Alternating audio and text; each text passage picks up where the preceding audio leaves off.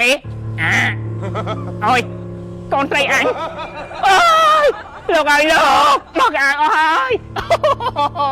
អូយព្រះជាម្ចាស់នេះពុំម្ចាស់រាកូនស្រីអញត្រូវបំផ្លាញនេះសាមេចង្រៃហ្នឹងហើយអើយ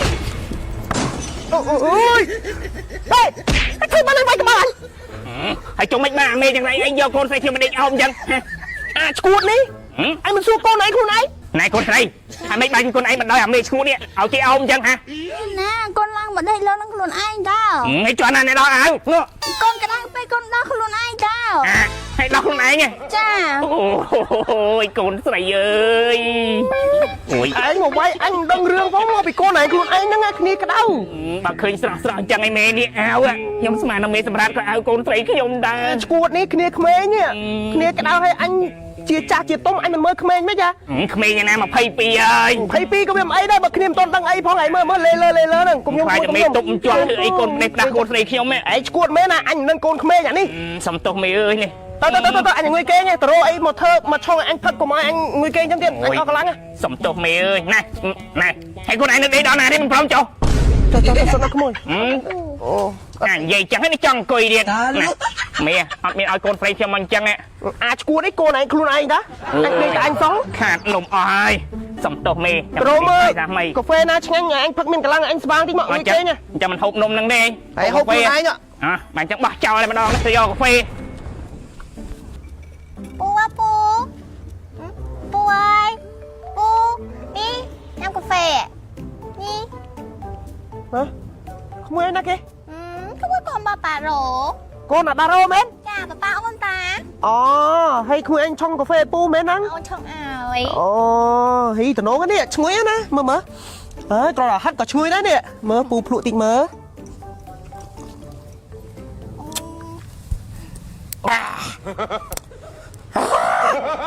តិចមិនឈ្ងៀមហ៎អូនឆុងដាក់លីសាហើយកូនឯងយកអីមេហូបកាហ្វេអូនឆុងតាហើយចុះកូនឯងចេះឆុងកាហ្វេតាំងពីកាចេះតានេះមើលអូនធ្វើឲ្យមើលនេះអូនដាក់ហ្នឹងចេះតែម៉ែអូនដាក់ចាឲ្យខ្លះទៅជាកាហ្វេអូនឆ្លាតអត់អូយហើយមេហូបអស់ដាក់ទៅអញជួបពួកអញហើយអញមានអារម្មណ៍ថាកាហ្វេគេបាញ់យកស្អីឆ្ងាញ់គេបាញ់យកស្អីកាហ្វេឡងឈ្ងៀមមកឈ្ងៀមសោះសម្រាម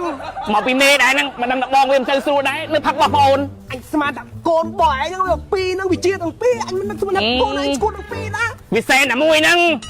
បានចេញអត់មានធ្វើអីផ្ដេសផ្ដាស់ទេចេញអាចកាហ្វេហើយមេមចេះមើលការស្លៀកពាក់របស់វាទេអី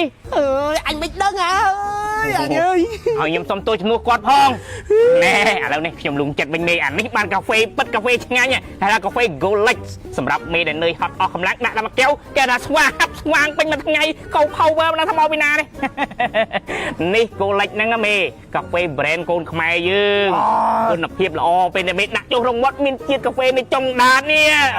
មើលអញសាប់មើលតិចមើលហើយសំខាន់ជាផលិតផលពិសេសកាហ្វេរសជាតិថ្មីចាណាសំខាន់ brand របស់កូនខ្មែរទេម៉ែយើងឈ្ងុយនេះគាត់ហិតមកឈ្ងុយហ្មងអានេះគឺឆុងតាមគេហៅបទដ្ឋានត្រឹមត្រូវហ៎អត់មានឈ្ងៀមទេណាអត់ឈ្ងៀមទេនិយាយទៅគឺថាឈ្ងុយហើយឆ្ងាញ់ហ្មងជាពិសេសអាចុងដាក់ហ្នឹងគឺថា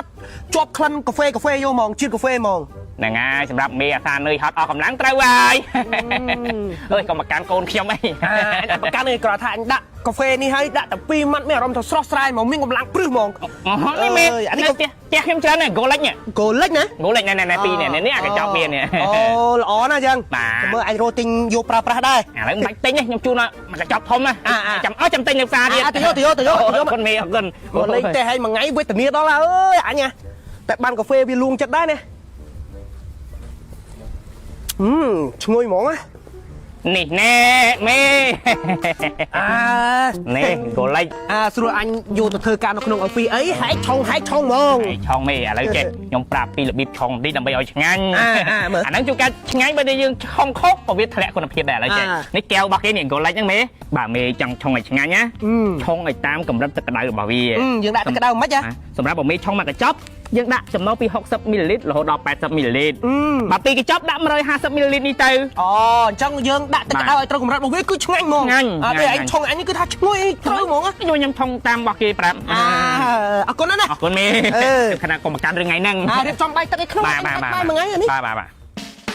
អ្នកដែលចូលចិត្តញ៉ាំកាហ្វេទៅយល់អារម្មណ៍មួយនេះអញ្ចឹងថ្ងៃនេះផងដែរគឺខ្ញុំចង់ណែនាំបងប្អូនអរគ្នាឲ្យស្គាល់កាហ្វេ Golix ណាបងប្អូនបាទពេលដែលយើងញ៉ាំហើយគឺថាឈ្ងុយឆ្ងាញ់ជាប់មាត់តែម្ដងហើយអ្វីដែលពិសេសនោះគឺថាជា brand កូនខ្មែរផលិតនៅប្រទេសម៉ាឡេស៊ីជាប្រភេទកាហ្វេ Robusta មកពីប្រេស៊ីលកម្រិតកាយ5ទៀតណាបងប្អូនបាទហើយក្លិនឈ្ងុយរសជាតិឆ្ងាញ់មិនផ្អែមពេកហើយមានរសជាតិកាហ្វេនៅចុងកណ្ដាលឡើងល្មួតតែម្ដងពេលដែលយើងញ៉ាំហើយគឺថារសជាតិល្មមល្មួតឆ្ងាញ់ជាពិសេសនោះគឺថាមិនញ័រសាច់អត់ធីងធងអត់វល់មុខហើយអត់ប៉ះពាល់ដំណេកទៀតផងណាបងប្អូនបាទហើយអ្វីដែលពិសេសនោះគឺថាញ៉ាំហើយមានអារម្មណ៍ស្រស់ស្រាយមានកម្លាំងធ្វើការបានពេញមួយថ្ងៃតែម្ដងហើយអ្វីដែលពិសេសនោះគឺថាគ្មានជាតិ cholesterol គ្មានជាតិខ្លាញ់ដែលធ្វើឲ្យធាត់មិនដាក់ក្លិនមិនដាក់ពណ៌ហូបដោយមានទំនុកចិត្តណាបងប្អូនហើយដើម្បីឆុងទទួលបានរសជាតិឆ្ងាញ់ណាបងប្អូនឆុងតាមខ្ញុំបើសិនជាបងប្អូនដាក់កាហ្វេមួយកញ្ចប់បងប្អូនដាក់ទឹកក្តៅពី60 ml ទៅ80 ml បានហើយបើសិនជាបងប្អូនដាក់កាហ្វេពីរកញ្ចប់គឺបងប្អូនដាក់ទឹកក្តៅចំណុះ150 ml ទៅគឺថាធានាថាឆ្ងាញ់តែម្ដងបងប្អូនឆុងតាមខ្ញុំគឺ the best តែម្ដងបងប្អូនបាទហើយបងប្អូនអាចរកទិញបាននៅតាមផ្សារតាមអនឡាញតម្លៃសមរម្យហើយមិនតែប៉ុណ្ណោះកំងឥឡូវនេះក្រុមហ៊ុនមានថែមជូនកាដូជាច្រើនទៀត